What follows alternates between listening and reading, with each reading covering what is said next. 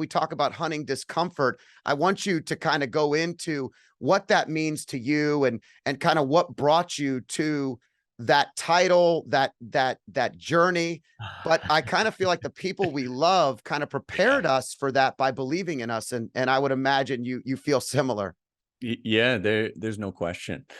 So it's funny because the biggest feedback I get from hunting discomfort, whether they're talking about my new book or when I'm talking about it on the stage, at least when they're looking at it as kind of a superficial level, is Sterling, you got to look at my business, my bank account, my relationships, my life. Like, I don't need to hunt discomfort. I'm surrounded by it.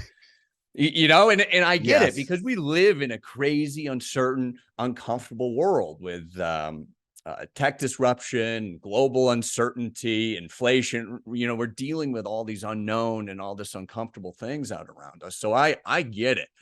But at the same time, my answer is always the same, which is, oh, you're living with discomfort, not hunting it. Because when you're hunting discomfort, you are forever and ultimately free of it. Not circumstantially free, not when you have enough money in your bank account or you're married to the right person or you have the right team, but you are free, period. And I'll tell you, Scott, I learned that the hard way. You know, I don't think anybody comes out of the womb like ready to hunt discomfort. I certainly didn't. And I lived a lot of my life in a relatively comfortable state and started a tech company with my dad out of my family's grocery store in upstate New York. And I'd love to tell you, like, we had the whole strategy and growth plan and all those things, and we did that stuff. But admittedly, we had to have gotten at least a little bit lucky to sell it to this group in Silicon Valley, where it became the Apple Pay before Apple Pay. Awesome. It's a little fingerprint sensor sat next to the credit card terminal. And after you enrolled, you put your finger down, your credit cards come up, loyalty cards, just like Apple Pay, just no phone. And I ride this thing out to a point where we raise over $550 million US dollars, multi-billion-dollar valuation, 700 employees, offices all over the world. Have you seen that movie, The Wolf of Wall Street? Oh yeah, I've seen it. It was like a scene out of that movie. I'm watching that movie like, oh yeah, that looks somewhat familiar. And I knew it was just a matter of time until we take this thing public. I'd cash in, we'd all cash in, maybe buy an island or a private jet, and I'd crown myself the next Steve Jobs. Give me an age, like paint the picture of the age exactly that you're at right now. So we sold the company when I was 22. Okay. 22. That helps the listeners really feel. I mean, we all know where we were at 22 and what we kind of thought the world would look like, and if we could have anything. College. Okay. Yeah. And, you know, when I say like I knew, it was like there was no other choice. Like, I believe this was it, and I'm ready to retire and maybe start another company. You know, forget discomfort. I've got business, not to mention life, figured out. Pure comfort now. Pure comfort. Exactly. And all went really, really well through all this growth. It was exciting. I worked a ton, and I had the penthouse apartment and the girlfriend and the bank account and all the things until the housing market collapsed and our investment dried up. And we didn't have enough organic growth to sustain the size and level of company we had built. So when we couldn't raise any more money, the entire thing collapsed. $500 million gone. Right. Yeah. And I don't know if it was because of my age or my inexperience or just because there's some natural human tendencies here, but my identity, who I thought I was, what success was, what business was, how to interact with people, like those things were so caught up in that company that when the company collapsed, so did I. So I go from like peak comfort to the trough of couldn't be experiencing more discomfort.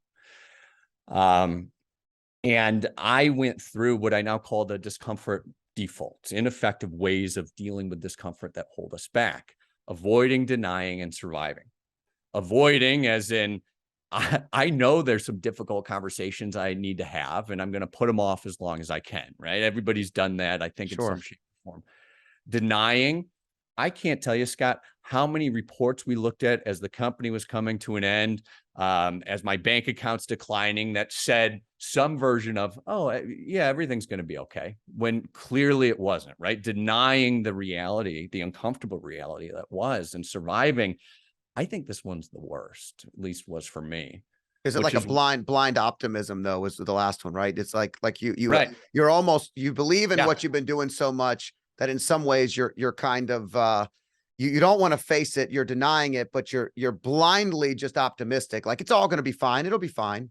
Right. Right. Yeah. You're denying the realities Yeah. at hand. And somewhere in there, you might even be drinking some of your worries away or overworking. You're going to look for comfort somewhere. And I found it mostly in working 20 hours a day and a couple of drinks when I got to the end of it. Right. I didn't want to feel those feelings or confront what I needed to confront. And it's worse with surviving, where on the surface, you keep everything like it's fine, but underneath things are starting to fall apart. So on the surface, especially as the company was done and I don't have any income, well, all of a sudden I can't pay my bills. I can't pay my rent. I'm getting behind on things. And my millionaire friends are calling me saying, hey, come on these trips, come out to these fancy dinners. And for a while, Scott, I was. Right. Until I literally was in all sorts of debt. I didn't have the cash for anything. And they would still call me. But what I would say was, I'm busy. I didn't say I need help. I didn't say I'm in this difficult position. I said I'm busy. And what I meant was, I'm busy just trying to survive and not telling anybody that I need help. Man. So where we are now at our ages today, the funniest part about that is that you're surrounded by all these people that are hyper successful, just like you have, regardless of the age. But the room is usually so valuable. What do you do differently looking back? I know that a lot of us in our stories, we don't want to go back. We don't regret anything because it's brought us to where we are today. Like we are exactly where we're supposed to be. But if you were looking back, what are the things, and I think that's where a lot of the process comes from. What are the things that you would do differently if you're 22, your Wolf of Wall Street life is coming to an end, and your friends are still having a great time and nobody knows that you're suffering? What are some things that you would do differently today?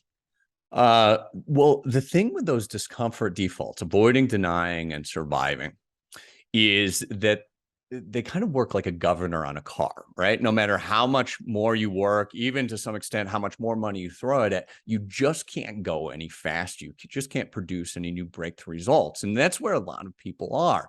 I found this Norwegian study that found that those ineffective ways of dealing with discomfort leaves people unable, not unwilling, but unable to act in accordance with the knowledge that they already had. Or like very simply, I knew I needed money. I knew I needed a job, but discomfort stopped me. Right. So discomfort is the defining factor. It's the X factor that'll lead to success or anything else. Man. And what I found is, I end up playing this sad country song of a story out where I go from the penthouse to my parents' house. I'm in 6 figures of debt. My girlfriend breaks up with me. And it's hard to overstate how difficult those months were. In some degree, those years were. But what I learned in that moment that I think I do much differently now is that I understand discomfort. I reframe discomfort as an opportunity versus something to avoid. Whenever you feel those feelings of discomfort, embarrassment, fear, anger, grief, when you feel those feelings, it's like a neon sign for me now. And, we get into it in the book, we'll get into it here, that here's where some new opportunity is. It's telling you, here's the unknown, here's the potential, here's something that maybe you're uncomfortable with, but it's through these things that you're going to achieve some breakthrough results. Does that make sense? Totally. Yeah, absolutely. And I love applying a formula to something that was such a deep failure in your brain. Wasn't a failure at all, because it created something much bigger than what you ever could have done with not having really built it the way that you're building this now. Like, no question. Being 22, we don't know anything, right? When it comes too easy, it goes away way too quick. Most of the time, most people, that's why NFL players, major league sports of any kind, they often work heavily, make good money for 3 years, and then they're broke if they don't create something bigger than themselves and kind of go through the process of identifying each of the new challenges that present themselves and then the opportunity that they turn it into. If you like clips like this, I have a similar clip here. And if you want to watch the full video, click here.